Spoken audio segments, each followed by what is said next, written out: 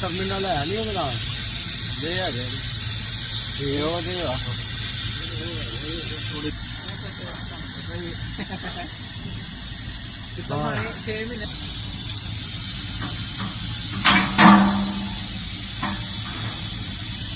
अब बहुत घट इस तरह का काम किया है।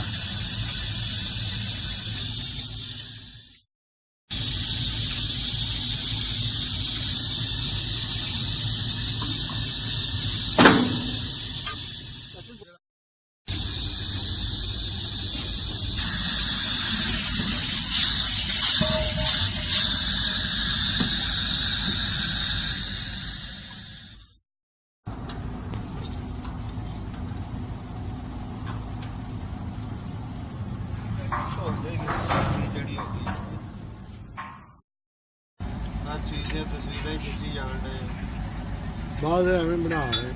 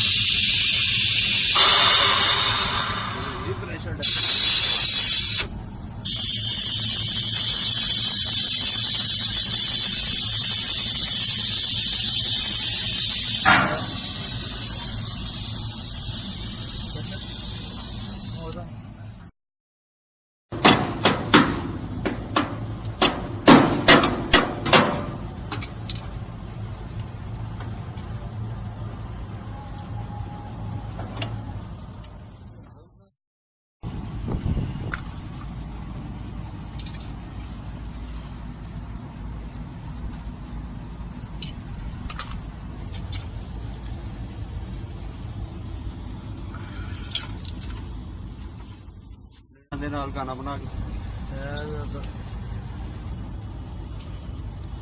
एक साइड तो कर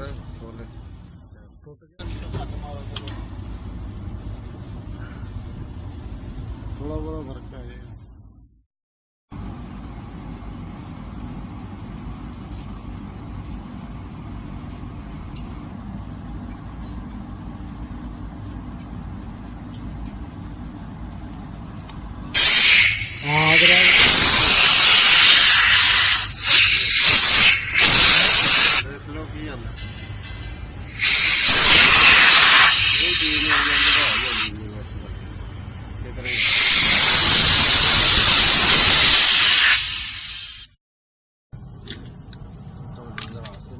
नहीं रात भाई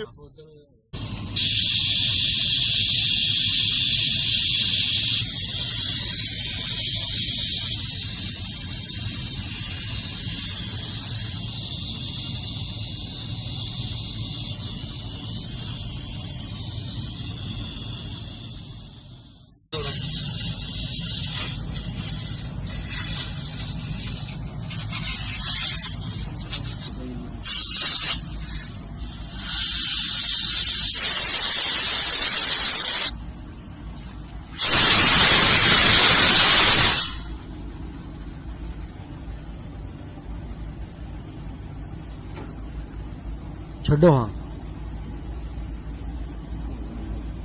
साफ है। सत्तू गार्डन वाली है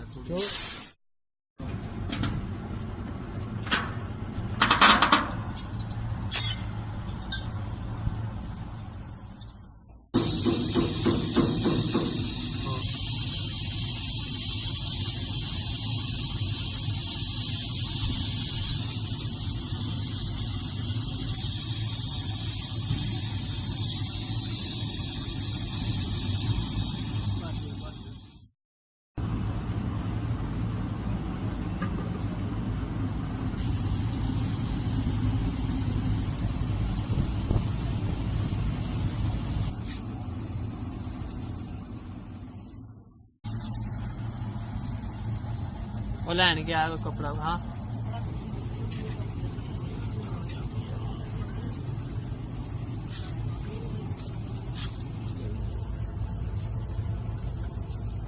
प्रेशर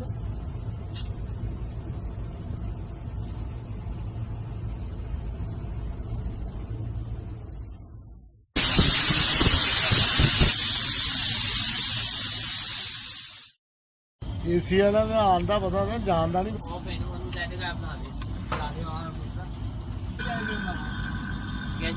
तो मैं प्लाट बड़ा चलो थले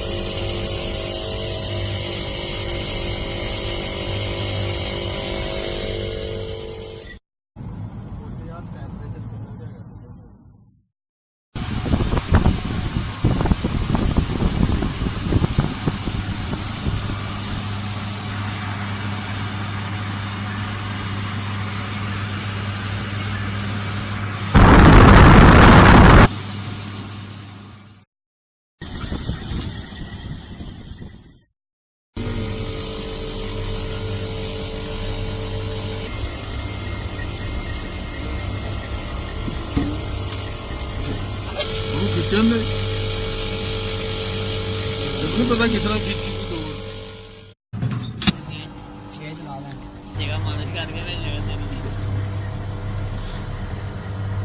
तो पिक्चर लाई जाए ना।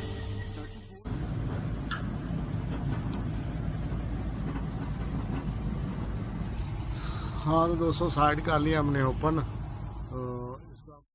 दोस्तों ये कंप्रेसर रिप्लेस हो चुका है, तो अब हमने लिक्विड और सक्शन लाइन दोनों पे इसको गेज को लगा दिया। हाई और लो प्रेशर दोनों गेजें लगी हुई हैं। अभी मैं इसको ऑन करके आपको दिखाता हूँ। इसका मोड आपको डिस्प्ले वगैरह नज़र नहीं सही तरह से आएगा। इस पावर ऑन करता हूँ। हाँ तो दोस्तों देख सकते हैं ये मेन पावर है, ये एक्शन की जो 8 टन की कैबिनेट है इसको मैंने ऑन कर दिया। देख सकते हैं मेन सप्लाई आ चुकी है। तो अभी थोड़ी देर बाद ये कैबिनेट ऑन हो जाएगी। जैसे ही ऑन होगी तो मैं जो ना इसको कैमरे को ऑन कर लूँगा। हाँ तो दोस्तों देख सकते हैं स्टॉप पोजीशन में दोनों नीले 120-20 पे आया। तो जैसे ही ऑन होगा मैं दोबारा ऑन कर लूँगा। हाँ तो दोस्तों ये ऑन हो चुका है। अभी आप देख सकते हैं ये वाली जो सेक्शन लाइन है वो नीचे आ रही है और डिस्चार्ज जो ऊपर चल रही है।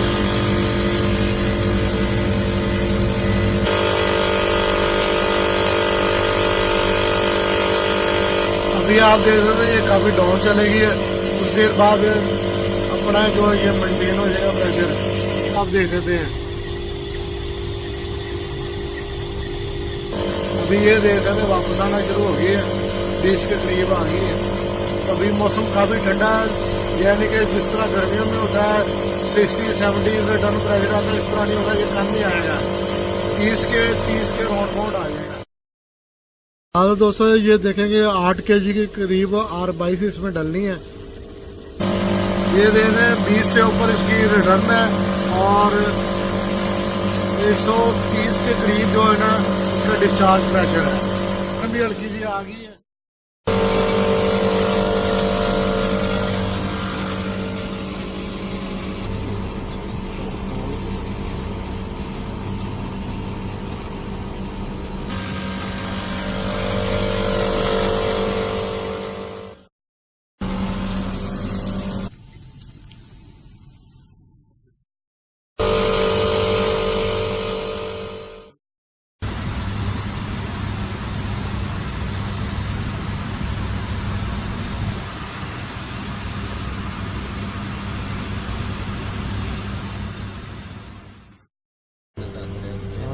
ਰਾਤ ਨੂੰ ਫਿਰ ਚੱਲੇਗੀ ਰਾਤ ਨੂੰ ਫਰਕ ਪੈ ਜਾਣਾ